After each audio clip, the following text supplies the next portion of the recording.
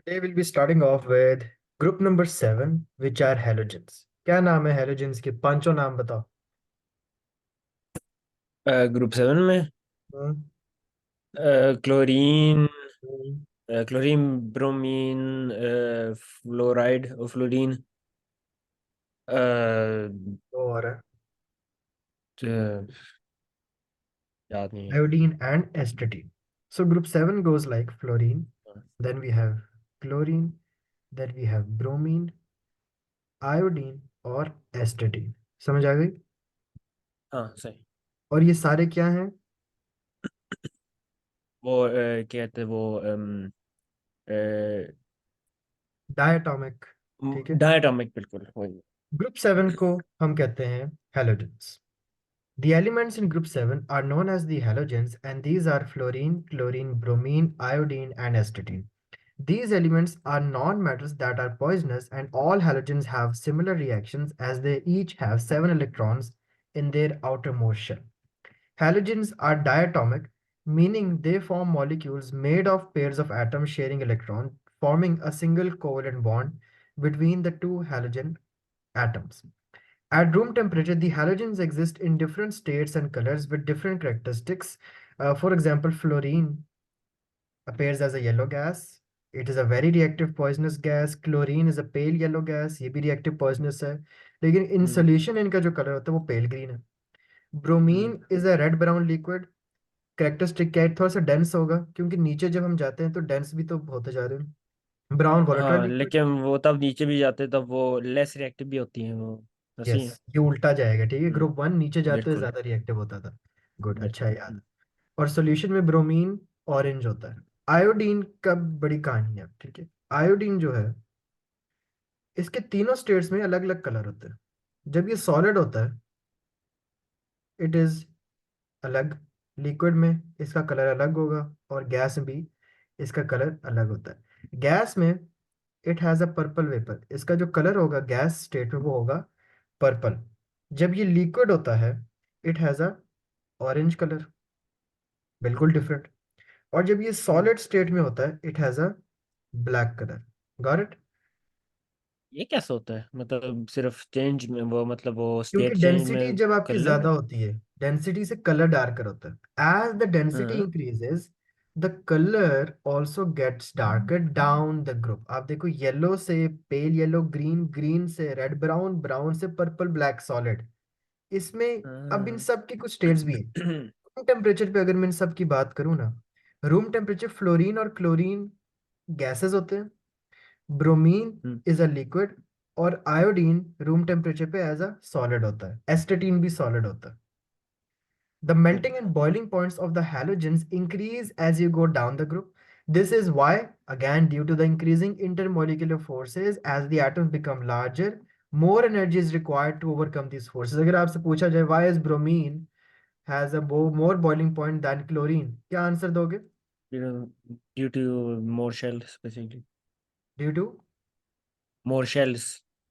कहाँ लिखा हुआ है शेल्स? यहाँ के मैंने शेल्स बोला. दोबारा पढ़े, आंसर क्या है ये?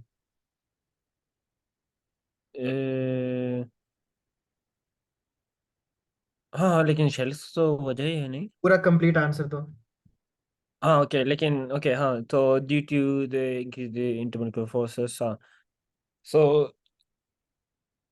हाँ, तो when you increase number of shells, the increase also the energy required to remove one electron.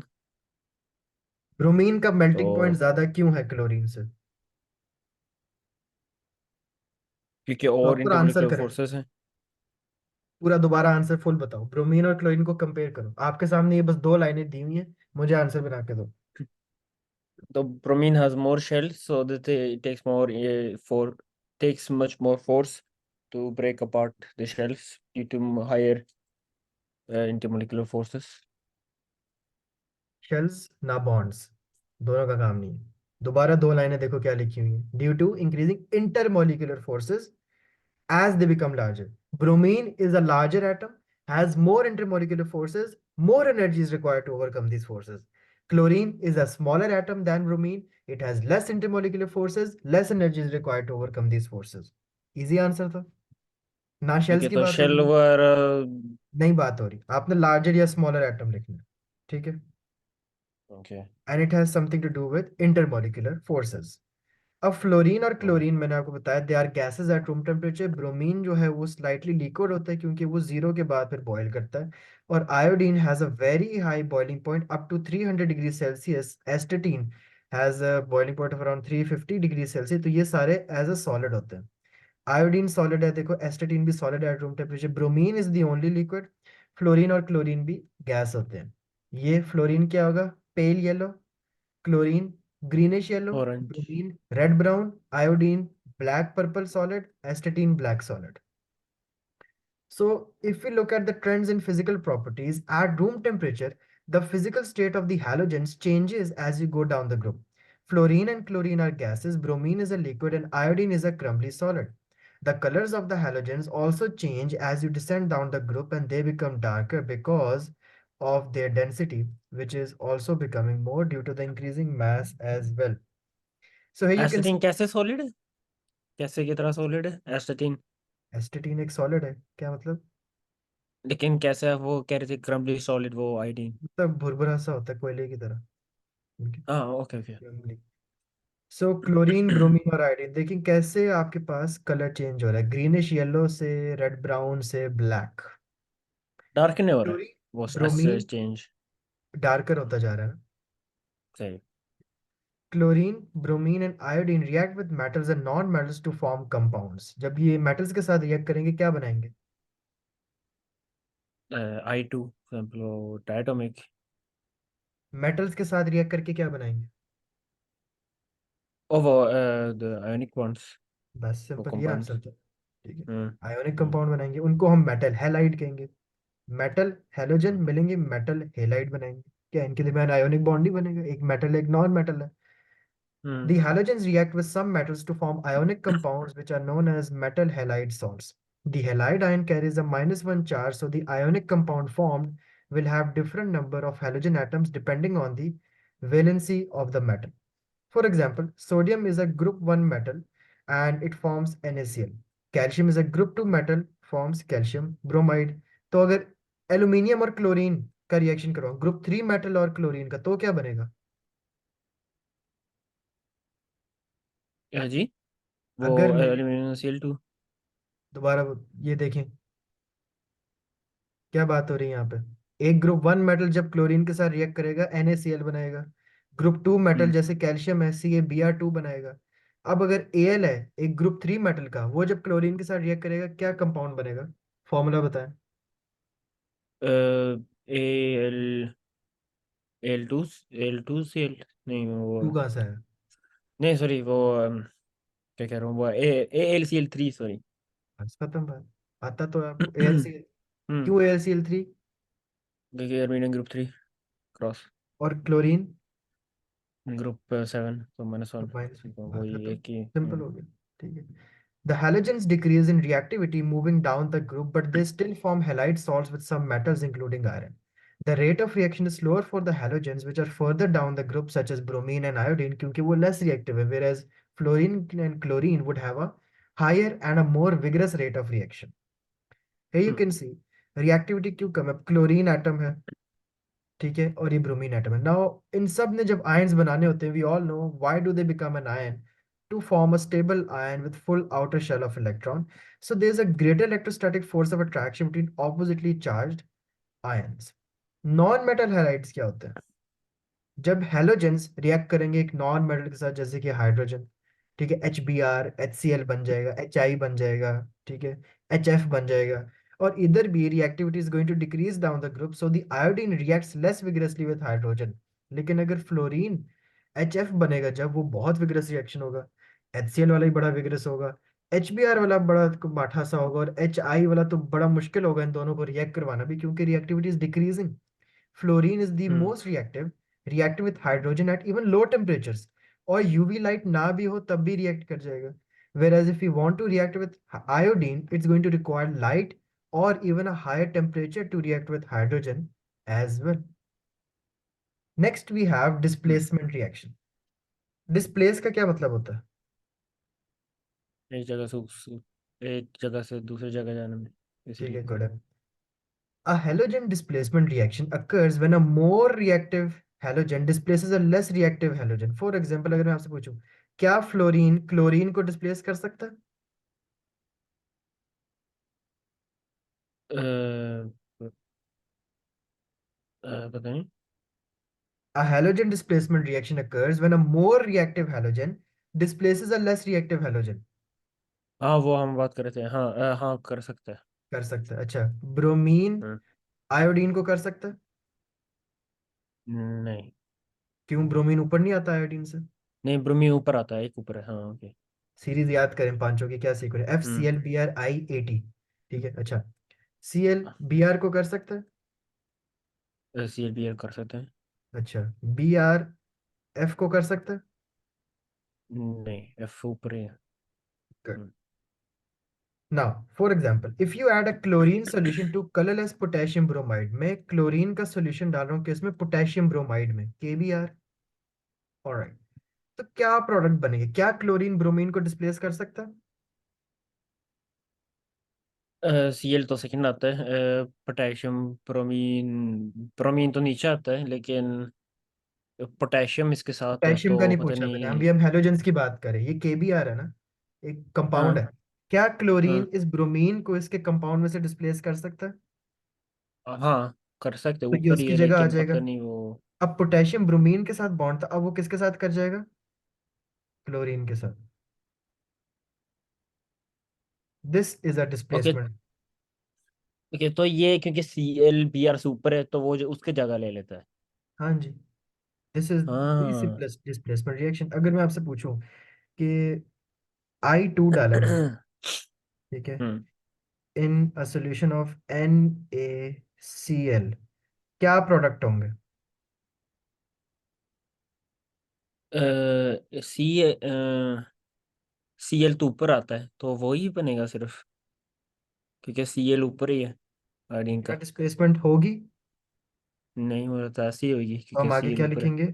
No reaction. Good. ठीक है। हम्म। अब होगा कि पहले जो सॉल्यूशन का कलर था वो इस क्लोरीन की वजह से ग्रीनिश येलो था। अब जैसे क्लोरीन ने KBr को डिस्प्लेस कर दिया, ब्रोमीन को डिस्प्लेस कर दिया, खुद उसकी जगह आ गया और ब्रोमीन को अलग कर दिया। अब सॉल्यूशन में क्लोरीन खत्म हो गया, ब्रोमीन आ गया, क्योंकि ब्रोमीन को निकाल दिया था।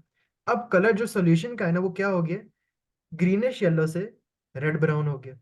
जैसे यहाँ पे पहले ग्रीनिश येलो सोल्यूशन था, जब डिस्प्लेसमेंट हुई तो अब कलर क्या हो गया? रेड ब्राउन हो गया। यहाँ पे देखें तो पहले ग्रीनिश येलो था सोल्यूशन, आयोडीन को डिस्प्लेस कर दिया, अब सोल्यूशन येलोइश हो गया होगा। गौ समझ आई क्या हो रही है? हम्म। So bromine is above iodine in group 7, so it is more reactive. Bromine will displace iodine from an aqueous solution of the metal iodide. For example, पहले सॉल्यूशन का कलर होगा रेड ब्राउन, जब डिस्प्लेस हुआ bromine ने iodine को displace किया, आई की जगह Br आ गया, और Br2 था पहले सॉल्यूशन में, अब ये इधर आ गया, और जो आयोडीन था वो अब अलग हो गया क्योंकि उसकी जगह Br ने ले ली, तो अब सॉल्यूशन का कलर येलोइश हो गया, जो आयोडीन का कलर होता है। तो यू कैन सी कि देखो, क्लोरीन क्लोरीन खुद तो को तो करेगा नहीं, Br को तो करेगा नहीं, और Ki खुद को भी नहीं करेगा, ठीक है। But potassium chloride can display, क्या ब्रोमीन जो है वो पोटेशियम क्लोराइड को कर सकता है? नहीं, नो रिएक्शन। क्या नहीं। आयोडीन पोटेशियम क्लोराइड को कर सकता है? नहीं, नो रिएक्शन, दोनों नीचे आते हैं। क्या अब ये लिखा, क्या क्लोरीन KBr को कर सकते हैं? Yes. Chlorine would displace the bromide ions and a yellow orange colour of bromine would now be seen. पहले ग्रीनिश येलो था, अब ब्रोमीन का कलर येलो ऑरेंज नजर आएगा। क्या आयोडीन KBr को कर सकते हैं? नहीं, तो ये भी नो रिएक्शन। अच्छा। क्या क्लोरीन पोटेशियम आयोडाइड को डिस्प्लेस करता है? तो यस, और ब्राउन कलर ऑफ आयोडीन का शो होने लग जाएगा क्योंकि iodine has been successfully displaced. Replace. क्या ब्रोमीन आयोडीन को कर सकते हैं? यस, और दोबारा से अच्छा। ब्राउन कलर ऑफ आयोडीन नजर है क्योंकि iodine has been successfully displace, लेकिन आयोडीन ऑब्वियसली खुद को तो नहीं कर सकता। हम्म। So, if we discuss the trends in the reactivity and electronic configuration of group 7 now, when a halogen gains an electron during reactions, they form one ions called halide ions. We can use electronic configuration to explain the trends in chemical reactivity down the group. Now, one thing I can see कि नीचे जाते क्या क्या बढ़े, proton बढ़े, अच्छा, electron बढ़े, सही है। शेल्स बड़े हैं, ठीक है। एटॉमिक रेडियस बड़ा है, ठीक है। Reactivity of group 7 non metals decreases as you go down the group, why? As you go down the group 7, बहुत इंपॉर्टेंट क्वेश्चन आता है, क्यों? जाती तो है नीचे, डिक्रीज तो होती, क्यों? As you go down the group 7, the number of shells of electron increases. अब जब इंक्रीज करेंगे, halogen atom forms negative ions when they gain an electron. अब जैसे ही वो इलेक्ट्रॉन गेन करेंगे, आपके पास नीचे जाते जाते डिस्टेंस भी इंक्रीज होता जा रहा है of the outer shell and the nucleus. तो हो क्या रहा है, इसकी वजह से वो लेस रिएक्टिव बनते जा रहे हैं, समझ आई? Less reactive. नीचे जाते हुए लेस रिएक्टिव। हाँ हाँ जी जी, लेस रिएक्टिव होएगा। फ्लोरीन ऊपर इज तो द हाँ। स्मॉलेस्ट हैलोजन, दो शेल होंगे, ठीक है। Which means it's outermost shell is closest to the positive nucleus, therefore the ability to attract an electron is the strongest in fluorine. Group one में देखें, उनके हम एबिलिटी टू अट्रैक्ट तो नहीं देखते, वो तो मेटल है, उनमें हम एबिलिटी टू लूज देखते हैं, कि लूज करना किस हम्म में आसान होगा। लूज करना सबसे नीचे वाले का ज्यादा आसान होगा, समझ आई? हम्म तो क्यों? ऑपोजिट ऊपर ही होएगा। क्योंकि न्यूक्लियस खुद ग्रुप चाहता 7 है कि का। वो जाए छोड़ के मुझे, तो नीचे वाला सबसे एक्टिव होता है। ग्रुप 7 में क्या है, कि ऊपर वाला सबसे ऑपोजिट होता है। रिएक्टिव है। क्यों? हम्म क्योंकि यहाँ पे न्यूक्लियस चाहता है कि मेरे पास आए इलेक्ट्रॉन, समझ आई? तो जी। इट्स डिफरेंट इन कॉन्टेक्स्ट, वहां पे हम चाहते हैं कि एबिलिटी टू ऑफ लूज बहुत इजी हो, तो रिएक्टिव होगा। यहाँ पे जिसमें एबिलिटी टू गेन सबसे अच्छी होगी, वो सबसे रिएक्टिव होगा, जो कि है फ्लोरीन, जो टॉप पे आता है। As you move down the group, the forces of attraction between the nucleus and the outermost shell decreases. This makes it harder for atoms to gain electron. क्योंकि अब न्यूक्लियस कहीं इर्द गिर्द इलेक्ट्रॉन को कैसे पकड़ेगा, अपने पास लाएगा, क्योंकि उसके रास्ते में इतने सारे शेल्स आ रहे हैं, ठीक है। हम्म इलेक्ट्रॉन अगर भेजना होता, तब तो बड़ा आसान था, रिएक्टिविटी बढ़ती।